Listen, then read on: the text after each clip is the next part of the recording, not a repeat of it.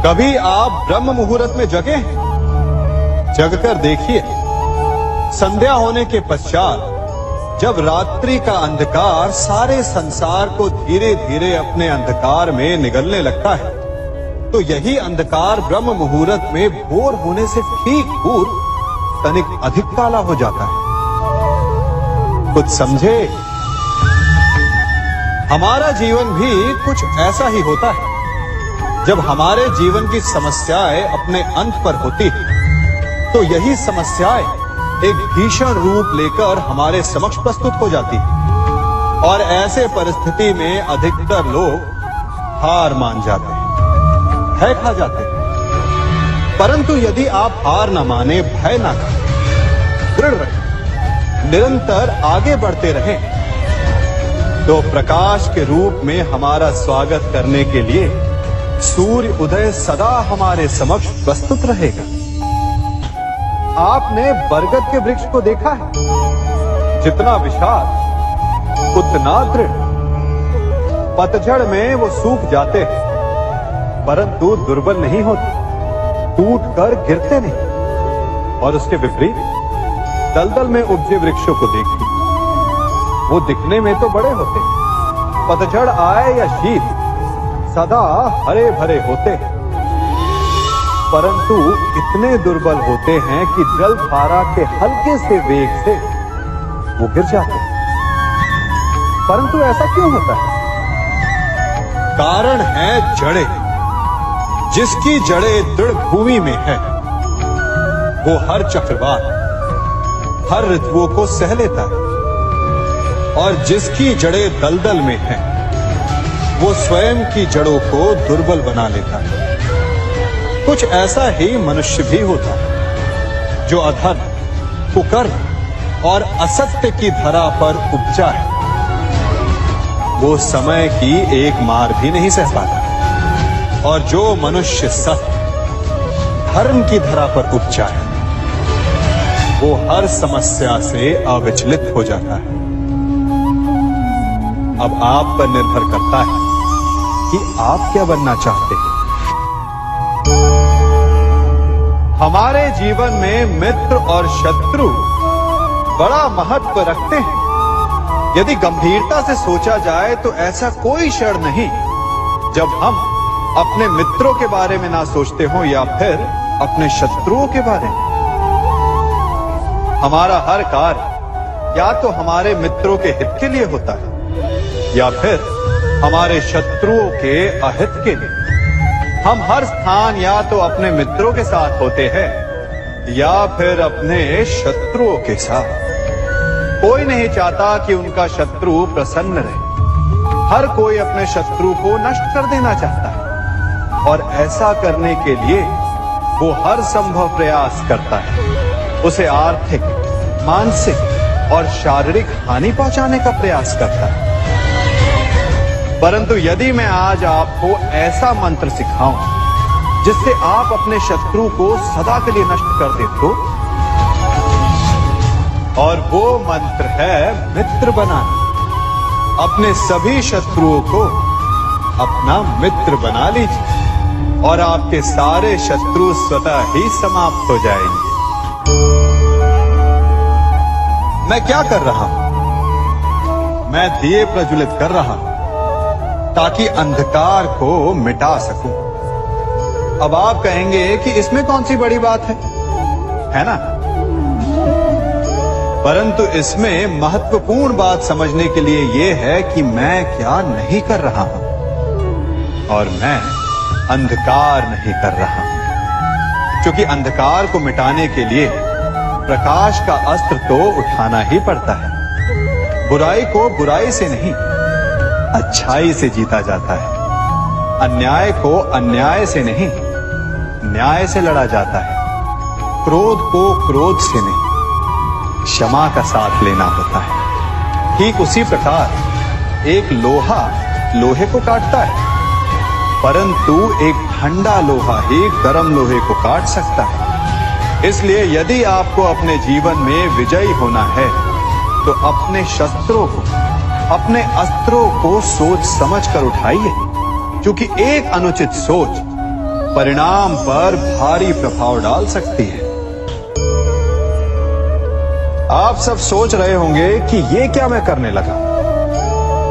मैं इस पौधे को जड़ से उखाड़ रहा हूं। आश्चर्य हो रहा है ना कि एक पौधे को उखाड़ना या काटना ना केवल एक अपराध है अपितु पाप भी है।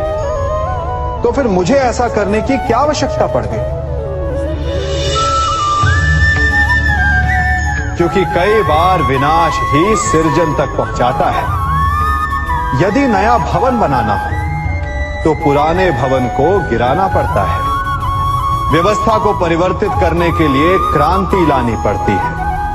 और उसी प्रकार यदि किसी वृक्ष या किसी पौधे की जड़ों में घुन लग जाए या उसका मूल सड़ जाए तो उसे जड़ से उखाड़ देना ही श्रेयस्कर होता है, ताकि उस स्थल पर नए पौधे उपज सके। युद्ध करना पर्याय नहीं, परंतु कभी कभी शांति के लिए युद्ध करना आवश्यक हो जाता है। संसार में सबसे श्रेष्ठ क्या है? फूल या कांटे, प्रेम या घृणा, संपन्नता या दरिद्रता, मित्र या शत्रु? बताइए। अब आप भी कहेंगे कि भला ये कोई पूछने की बात हुई? अवश्य, फूल, प्रेम, संपन्नता और मित्र ही श्रेष्ठ है। परंतु क्या आपने अपने जीवन में कभी सोचा है कि हर एक भाव, हर एक वस्तु, हर एक घटना का एक गुण धर्म होता है? त्वचा पर जलन करने वाले फूलों से अधिक श्रेष्ठ वो कांटे हैं जिनसे आप अपने घर की बाढ़ बनाते हैं ताकि वन्य पशु आपके भीतर ना आ सके। वो प्रेम श्रेष्ठ नहीं जो आपको अंधा, लोभी, पक्षपाती बनाता। वो घृणा श्रेष्ठ है जो आपको नया मार्ग दिखाता। वो संपन्नता श्रेष्ठ नहीं जो आपको कृपण बनाता, मत्तांध बनाता। वो दरिद्रता श्रेष्ठ है जो आपको जीवन में परिश्रम करने की शिक्षा दे। कुविचार देने वाले, बुरा मार्ग दिखाने वाले मित्रों से अधिक श्रेष्ठ वो शत्रु होते हैं जो हमें जीवन का लक्ष्य देते। इसलिए अपने जीवन में हर वस्तु, हर भाव, हर घटना के गुण धर्म को पहचानिए और उसके पश्चात अपना चयन कीजिए। स्वर्ण, हम सभी को अपने जीवन में स्वर्ण से कभी ना कभी कुछ ना कुछ थोड़ा या अधिक मोह होता ही है ना? परंतु क्या आपने कभी सोचा कि स्वर्ण को प्राप्त कैसे किया जाता है? जब भूमिगत खदानों से स्वर्ण को निकाला जाता है तब वो एक पाषाण की भांति होता है। ऐसा पाषाण जिससे आप किसी को भी मार सकते हैं, परंतु उसे आभूषण के रूप में स्वयं के शरीर पर धारण नहीं कर सकते। यदि उसे आभूषण बनाना है तो उसे लंबी यात्राएं करनी होती है। उस पाषाण को पिघलना होता है। सुनार के हथौड़ी की अनेकों चोटें खानी पड़ती है। फिर काट छाट और उसके पश्चात जाकर वो ऐसा आभूषण बनता है जो हमें वर्षों तक, सदियों तक लुभाता रहता है। इसलिए यदि आपको समय पर विजय पानी है तो स्वयं के निर्माण पर समय देना होगा। हम सभी सुनते आए कि जो वीर होता है, साहसी होता है, शौर्यवान होता है, उसके समक्ष सारा संसार झुकता है। वीर भोग्य वसुंधर। परंतु वीरता है क्या? शौर्य क्या है? साहस क्या है? साहस युद्ध नहीं, वीरता विजय नहीं, शौर्य कभी ना गिरना नहीं। साहस किसी चुनौती के समक्ष खड़े होने का भाव, तो वीरता उस चुनौती को उत्तर देने के लिए पूर्ण परिश्रम लगा देना है। और शौर्य का अर्थ है गिरकर फिर से उठने का साहस रखना, बार बार प्रहार करके वीरता दिखाना, निरंतर प्रयास करते रहना, निरंतर परिश्रम करते रहना। इसलिए विजयी होने से अधिक महत्वपूर्ण है शौर्यवान होना, क्योंकि जो शौर्यवान है उसे विजय मिलना निश्चित है। कभी किसी पक्षी को घोंसले की नींव बनाते देखा है? अथक परिश्रम करके तिनका तिनका बिटोर कर वो पक्षी अपना घोंसला बनाता है, अपनी संतान के लिए एक सुरक्षित घर बनाता है। और फिर कहीं से तीव्र आंधी आती है, भारी वर्षा होती है और उसका घोंसला तिनका तिनका करके बिखर जाता है। फिर वो पक्षी क्या करता है? वो रोता नहीं, ना ही विलाप करता है। वो बिना विलंब करे फिर से अपना घोंसला बनाना प्रारंभ कर देता है और सफलता पाता है। फिर हम क्यों छोटी छोटी असफलता से भयभीत होकर परिश्रम करना छोड़ देते हैं? एक बात सदा स्मरण रखिएगा, हर वृक्ष कुल्हाड़ी की एक मार से नीचे नहीं गिरता, हर चट्टान घन के एक प्रहार से नहीं टूटती। सफलता पाने के लिए अनावरत परिश्रम करना ही मात्र एक मार्ग है। स्वीकारण, सत्य का स्वीकारण मनुष्य के लिए बहुत ही महत्वपूर्ण है। जब तक मनुष्य सत्य को स्वीकार नहीं करता, उसे असत्य से लड़ने की शक्ति प्राप्त नहीं होती। जब आप भोजन करते हैं तो क्या होता है? आपका पेट स्वीकारता है कि वो भर चुका है और आप भोजन करना बंद कर देते हैं। जब आपको निद्रा आती है तो क्या होता है? आपका मन स्वीकारता है कि आपका शरीर थक चुका है और उसे विश्राम की आवश्यकता है। उसी प्रकार जब आपको किसी व्यसन को रोकना हो तो आपको स्वीकारना पड़ता है कि बहुत हो चुका है, चाहे वो लालच हो या मदिरा पान। उस व्यसन का त्यागना तभी प्रारंभ होता है जब आप ये स्वीकार कर लेते हैं कि आप उस व्यसन के बंधक हैं। हम में से ऐसा कोई नहीं जिनकी परछाई उनसे दूर रहती। हमारी परछाई सदैव हमारे साथ रहती है। कदाचित हमारी परछाई हमारे कर्मों के फलों का संकेत है। कदाचित इसी कारण कई बार हमें अपनी परछाई से भय भी लगता है, परंतु इस भय से निवारण पाने का एक साधन अवश्य है। वो है सूर्य की ओर मुख करना या किसी प्रकाश के स्रोत की ओर मुख करना, क्योंकि तब हमें हमारी परछाई दिखाई नहीं देती।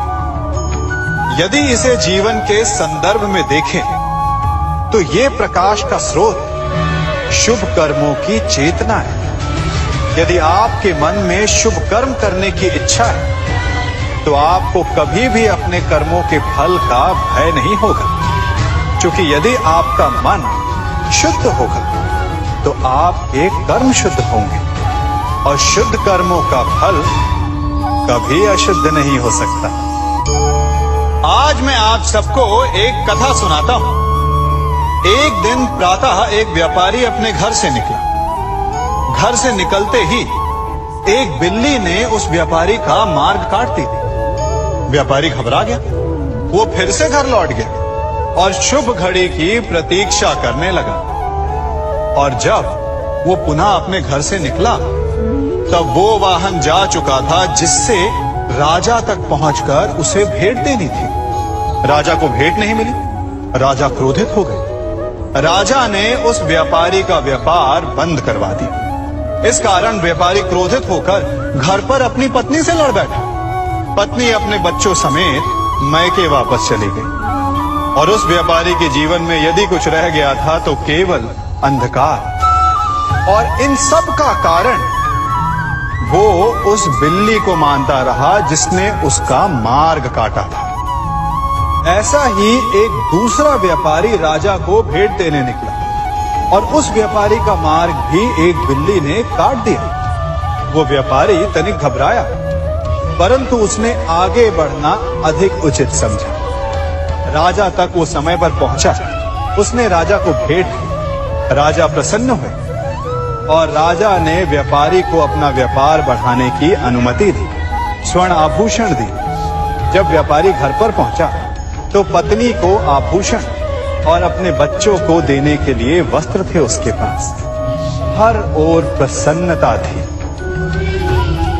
समझ रहे हैं ना, दोनों के साथ एक ही प्रकार की घटना हुई, परंतु दोनों की प्रतिक्रिया भिन्न थी। ऐसा ही हमारा जीवन भी है। हमारे जीवन में प्रारब्ध का अपना स्थान है, परंतु उससे कई अधिक महत्वपूर्ण हमारी प्रतिक्रिया, हमारे सोच का प्रभाव है। क्योंकि यही हमारे जीवन को आकार देते, इसलिए अपनी सोच को सकारात्मक रखिए। आपका जीवन सदैव आनंदमय रहेगा।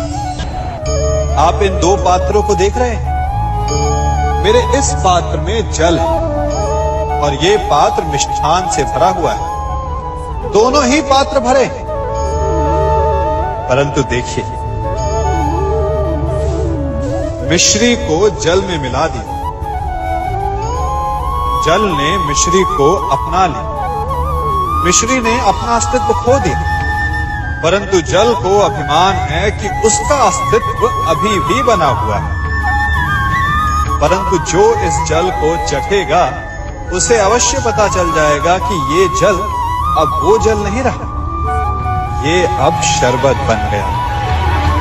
हमारा त्याग, हमारे बलिदान भी ऐसे ही होते हैं। जो इस बात को अनुभव करते हैं वो समझ सकते हैं कि कैसे हमने समय की धारा को बदल दिया। जो बलिदान देते हैं उनका अस्तित्व कभी नष्ट नहीं होता, अपितु उनका बलिदान संसार में कुछ ना कुछ परिवर्तन अवश्य लाता है।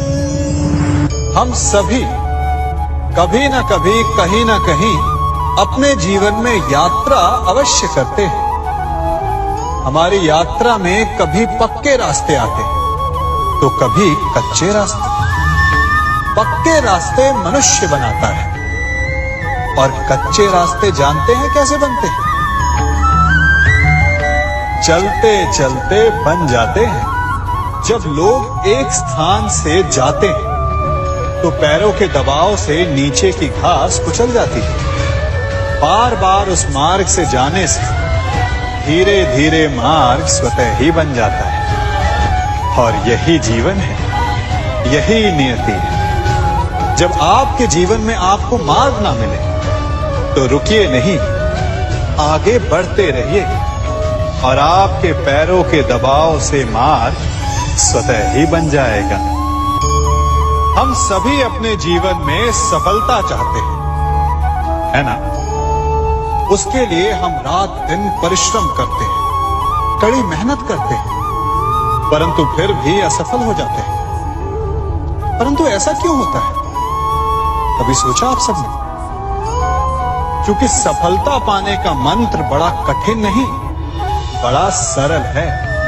उचित विचार, उचित समय, उचित स्थान पर उचित प्रहार। जब आपके विचार, समय, स्थान और प्रहार यानी परिश्रम उचित है तो सफलता आप ही को मिलेगी। जिस प्रकार एक लोहार लोहे से कुछ बनाते समय उस लोहे के सही ताप तक के आने की प्रतीक्षा करता है और समय आने पर उचित स्थान पर पर्याप्त बल से प्रहार करता है और लोहा आकार ले लेता है, ठीक उसी प्रकार आपकी सफलता भी आकार लेती है।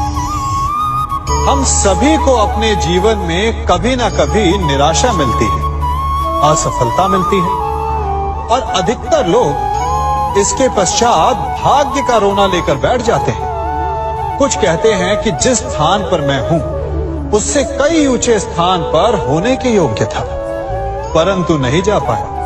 किसी को पीड़ा है कि उसे जो मिलना चाहिए था वो उसे नहीं मिला। भाग्य ही बुरा था। भाग्य क्या होता है? भाग्य वन में खिला पुष्प देवताओं को चढ़ाया जाएगा, या किसी सुंदरी की वेणी में वो सजेगा, या फिर उसे कुचल कर उत्पाद बना दिया जाएगा। ये सब एक पुष्प के नियंत्रण में नहीं होता, परंतु जब तक उस पुष्प का अस्तित्व है, सुगंध बिखेरना उसके वश में अवश्य है। परंतु भाग्य हमारे वश में नहीं, और जो हमारे वश में नहीं उसके लिए दुखी होने से क्या होगा। कर्म पर वश है, वो कीजिए और धीरे धीरे भाग्य आपके वश में आ जाएगा, क्योंकि कर्म ही प्रधान है। मनुष्य की सबसे बड़ी दुर्बलता क्या होती है? सोचिए। धन, प्रेम, अहंकार। मनुष्य की सबसे बड़ी दुर्बलता होती है उसके रहस्य। चाहे आप कितने भी शक्तिशाली क्यों ना हो, कितने भी प्रबल क्यों ना हो, परंतु उसके रहस्य उसके नाश की चाबी होती है। इसलिए यदि प्रबल रहना है, शक्तिशाली रहना है, समर्थ रहना है, तो अपने रहस्य को किसी को भी ना बताएं, ना मित्र को और ना ही शत्रु को, क्योंकि समय पड़ने पर कब कौन शत्रु हो जाए ऐसा कहना संभव नहीं। विभीषण को रावण के अमृत कुंड का ज्ञात था, इसीलिए प्रभु श्री राम रावण का वध करने में सफल हो सके। इसलिए उचित यही है कि आप अपने रहस्य को स्वयं तक ही सीमित रखें। मनुष्य का मन बड़ा विचित्र होता है, कल्पना में ही विकास करता है, संपन्न भविष्य का स्वप्न देखता है, और कल्पना में ही जो नहीं हुआ उससे भय खाता है। और यही भय मनुष्य का सबसे बड़ा शत्रु हमारे भविष्य के मार्ग में, हमारे आनंद के मार्ग में सबसे बड़ी बाधा है। अब आप लोग मुझसे पूछेंगे कि इसका तोड़ क्या है, भय से मुक्ति कैसे पाई जाए? तो ये प्रश्न आप स्वयं से पूछिए। तनिक सोचिए, जब आप एक सुंदर भविष्य की कामना करते हैं तो उसे पाने के लिए आप परिश्रम करते हैं ना। ठीक उसी प्रकार भय से मुक्ति पाने के लिए आप उससे लड़ जाएं और उसका निवारण आपको स्वतः ही मिल जाएगा। इसलिए जब भी भय आपको सताए तो उससे भागे नहीं, उससे घबराए नहीं, क्योंकि भय का काम ही होता है आपको भयभीत करना। इसलिए जब भी भय आप पर आक्रमण करे तो आप भी उस पर पहले ही आक्रमण कर दें। हम सब मित्रों के साथ रहना चाहते हैं, शत्रुओं से दूर रहना चाहते हैं। क्यों?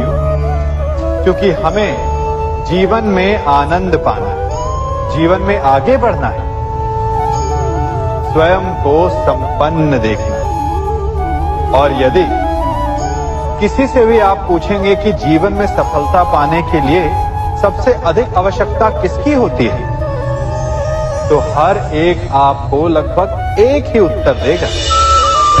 सफलता प्राप्त करने के लिए आपको सच्चे मित्रों की आवश्यकता होती है। परंतु यदि आपको और अधिक सफल होना है तो आपको केवल मित्रों की नहीं, शत्रु की अधिक आवश्यकता है। अब आप कहेंगे ये मैंने कैसी बात कर दी? तनिक स्वयं सोचिए। जब भी संकट आता है तो मित्र क्या करते हैं? आपकी सहायता करने के लिए आपके साथ खड़े हो जाते हैं, और संकट के समय में शत्रु और बड़ा संकट बनकर हमारे समक्ष खड़े हो जाते हैं। मित्र हमें सहायता देते हैं, अपनी शक्ति देते हैं, परंतु शत्रु आपके भीतर छिपी शक्ति को बाहर लाता है, आपको और अधिक बलवान बनाता है। संगति या साथ, मित्र और साथी मनुष्य के व्यक्तित्व के लिए सबसे महत्वपूर्ण होते हैं। अब आप कहेंगे ये कैसे? मनुष्य अवश्य अपने व्यक्तित्व के लिए उत्तरदायी होता है, परंतु मनुष्य संगति में ना चाहते हुए भी उसका व्यक्तित्व संगत की भांति हो जाता है। इन पात्रों को देख रहे हैं? मध्य में जल रखा है, इसमें दूध है और इसमें मलिन कीचड़ रखा है। यदि मैं इस जल को इस दूध में मिलाता हूं तो ये जल दूध बन जाता है, और यदि इसी जल को इस मलिन कीचड़ में मिलाता हूं तो क्या हुआ? ये जल कीचड़ बन गया। ऐसी कोई युक्ति नहीं कि जल बिना घुले मिले दूध या कीचड़ में अपना अस्तित्व बनाए रखे या उनसे अलग रहे। और ठीक ऐसा ही मनुष्य के जीवन में भी होता है।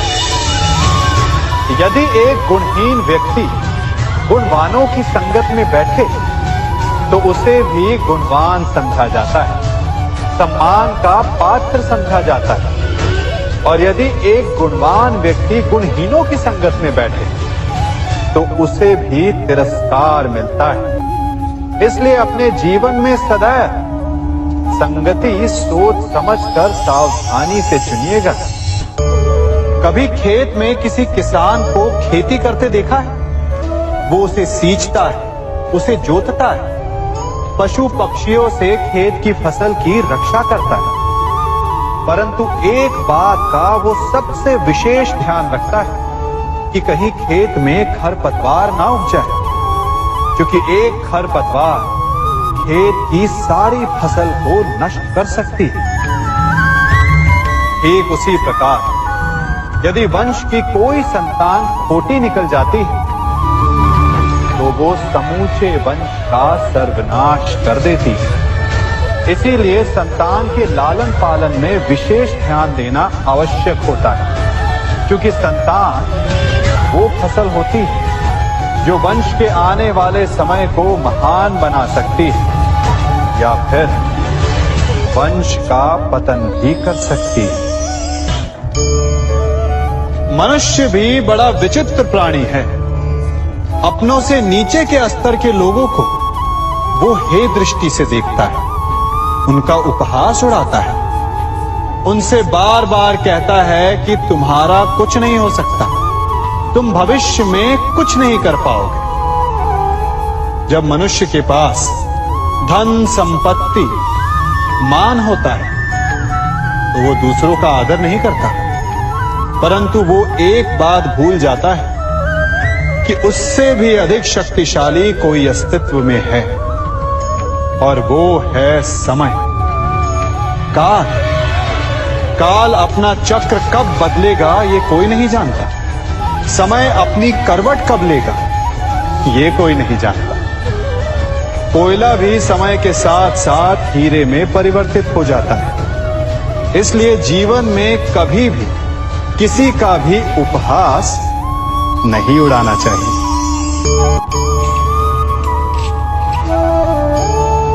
बड़ी विकट समस्या है।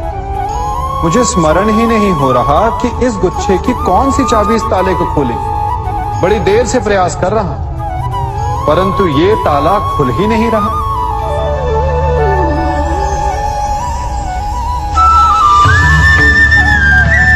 ऐसी परिस्थिति में आप क्या करें? अधिकतर लोग ऐसी परिस्थिति में अपनी आशा खो बैठते हैं। उन्हें लगता है कि चाबी खो गई। वो तिलमिला जाते हैं, क्रोधित हो उठते हैं। परंतु उस समय धैर्य रखें तो गुच्छे की अंतिम चाबी ताला खोल सकती है। कुल्हाड़ी का अंतिम प्रहार वृक्ष को काट के गिरा देता है, परंतु क्या सत्य में कुल्हाड़ी का अंतिम प्रहार वृक्ष को काट के गिरा देता है? आपको आपका लक्ष्य दिला देता है? नहीं। आपका निरंतर प्रयत्न ही आपको सफलता दिलाता है। जब आपका मन निराश तो अपने कार्य में दुगनी उत्साह से जुट जाए, क्योंकि अनावरत बहता जल ही कठोर चट्टान को काट सकता है। सफलता का मूल है परिश्रम, प्रयास और आशा। मनुष्य का जीवन ऋतुओं के समान होता है। आज ग्रीष्म तो कल वर्षा, परसों शीत तनिक संकट आया तो हम संयम खो बैठते हैं, तनिक ऋतु बदली तो हम अधीर हो जाते हैं। अपने आक्रोश में, अपने क्रोध में हम उनसे ही संबंध बिगाड़ लेते हैं जो हमारे अपने होते हैं। क्यों ऐसा होता है ना? हमें लगता है कि हमारे अपने फिर से मना लेंगे, परंतु स्मरण रखिए, सदा ऐसा करना संभव नहीं होता। सागर की उछलती लहरों को तट सहता है, और यदि तट ही टूट जाए तो बाढ़ आ जाती है। हमारे संबंध भी दूध की भांति होते हैं। दूध तपकर उबल सकता है, परंतु यदि उसमें खटास आ जाए तो वो फट भी जाते हैं। और फटे दूध को चाहे जितना मत लो, उसमें से माखन नहीं निकलेगा। इसीलिए अपने संबंधों को संभल कर निभाना चाहिए। कभी चुंबक को देखा है कैसे वो लोहे की ओर आकर्षित होता है, और कैसे वो लोहे को अपनी ओर आकर्षित करता है? चूंकि उसके स्वभाव में ही आकर्षण है। हम सबके भीतर भी एक ऐसा ही चुंबक होता है, विचार का चुंबक, जो सदा अपने ही जैसे विचारों को आकर्षित करता है। हम जो बोते हैं वही काटते हैं। उसी प्रकार हम जैसा सोचते हैं वैसा ही पाते हैं। साधु ईश्वर का नाम जपता है तो उसे ईश्वर मिल जाता है। अर्थात फल हमारी सोच पर निर्भर करता है। ओस की बूंद यदि केले के पत्ते पर गिरे तो वो कपूर बन जाती है, सीप में गिरे तो मोती, और यदि विषधर के मुख में गिरे तो विष। बूंद एक है, परंतु उसके प्रारब्ध भिन्न है, क्योंकि उसे आकर्षित करने वालों का व्यवहार भिन्न है। इसलिए यह आप पर निर्भर करता है कि आपको भविष्य में विष चाहिए या अमृत। स्मरण रखिए, हम वही बन जाते हैं जैसा हम सोचते हैं, जैसा विश्वास रखते हैं। यह आपका विश्वास ही है जो ये निर्धारित करेगा कि आपको विष मिलेगा या अमृत। इसलिए अपनी सोच को सुदृढ़ रखिए, सकारात्मक रखिए, और फल भी सकारात्मक ही आएगा। जब से ये सृष्टि बनी है, नदी की धारा और चट्टान के मध्य सदा संघर्ष रहा है, परंतु हर बार चट्टान की कठोरता को हारना पड़ता है, और नदी की धारा कोमल होते हुए भी कठोर चट्टान को काट देती है। कभी सोचा है क्यों चट्टान इतनी कठोर और जल इतना कोमल, चट्टान इतनी दृढ़ और जल इतना लचीला, फिर भी सदा जल कठोर चट्टानों के मध्य से अपना मार्ग बना ही लेती है? कारण केवल एक है, और वो है लगातार चलने की क्षमता। जल बढ़ता रहता है, चट्टान अडिग रहती है। इसी कारण जल चट्टान को काटकर मार्ग बना लेता है। इसलिए लगातार चलते रहिए, रुकिए मत, क्योंकि चट्टान जैसी हर समस्या को आप भी जल की तरह काट सकते हैं। इस फल को देख रहे हैं आप? अभी अभी अपनी डाल से अलग हुआ है। बड़ा दुख होता है जब आप अपने उद्गम से अलग होते हैं, परंतु ये दूरी भी आवश्यक है। अब इस फल को ही ले लीजिए। अपने जीवन दाता वृक्ष से अलग होकर ये ना केवल किसी की भूख शांत करेगा, अभी तो इसके भीतर के बीज से एक नए वृक्ष का सृजन भी होगा और कई फल जन्मेंगे। सृजन की प्रतिक्रिया में पीड़ा आवश्यक है। यदि पीड़ा नहीं होगी तो सृजन नहीं होगा। पीड़ा अपने उद्गम से दूर होनी, पीड़ा अपनों से दूर होनी। इस फल की भांति हम मनुष्यों को भी अपने उद्गम से, अपने सगे संबंधियों से अलग होना पड़ता है।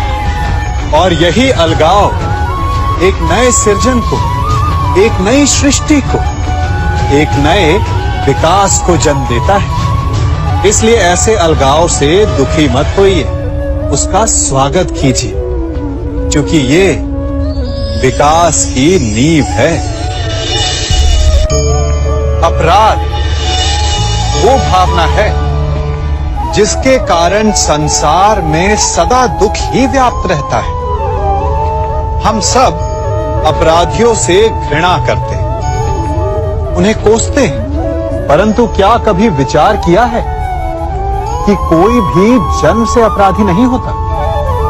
तो ऐसा क्या कारण है कि कोई इतना बुरा बन जाता है कि वो बुराई की सीमाएं ही पार कर जाए?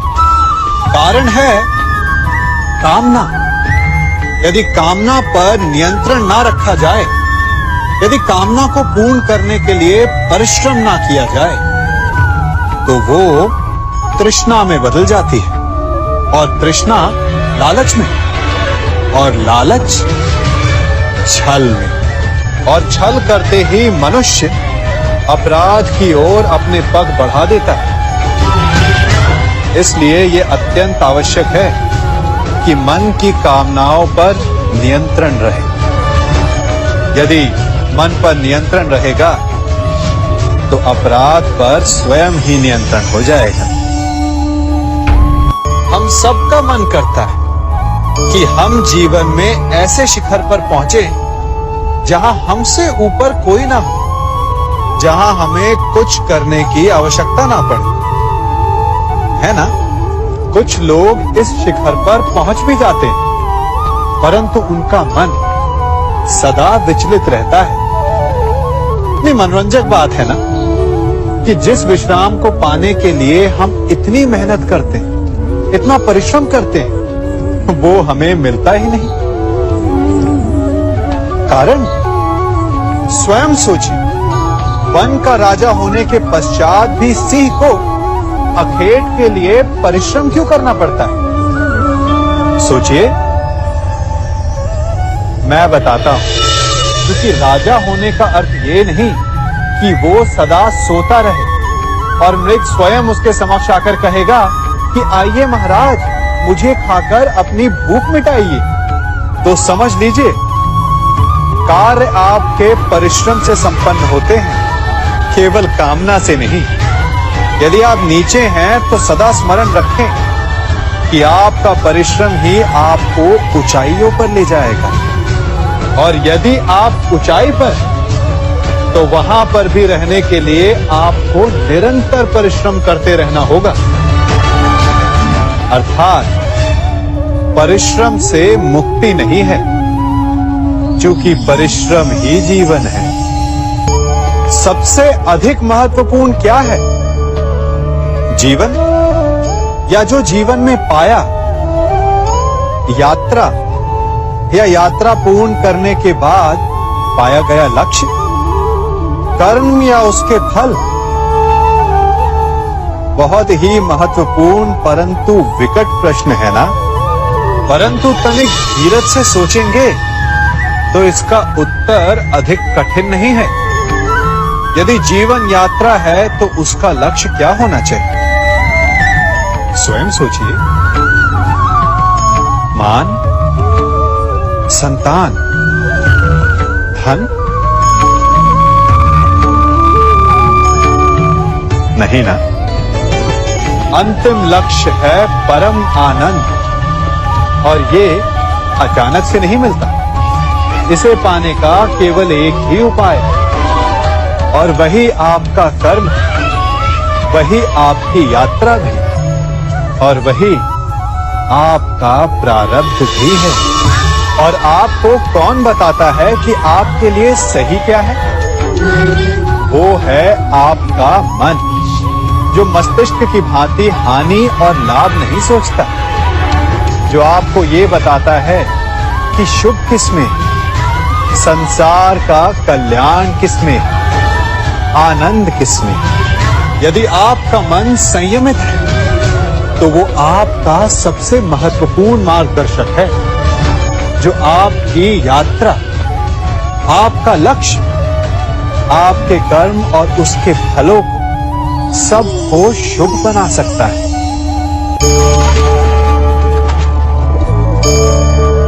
इन पक्षियों को देख रहे हैं आप? इनका उड़ना वायु में इतना संतुलन मुक्त कर देता है ना? इन्हें उड़ते देख आपके मन में भी इच्छा होती होगी कि इन्हीं की भांति आप भी स्वतंत्रता से उड़ पाएं। ईर्ष्या होती है ना जब आप इन्हें खुले आकाश में ऐसे विचरण करते देखते हैं।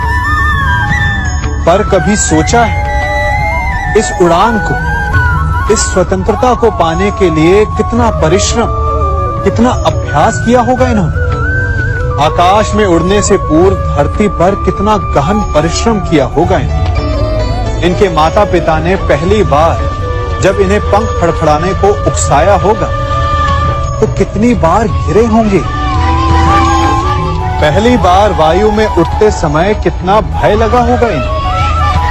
अपनी पहली उड़ान के पश्चात धरती पर उतरते समय गिरकर कितनी चोट खाई होगी। इस उड़ान का, इस स्वतंत्र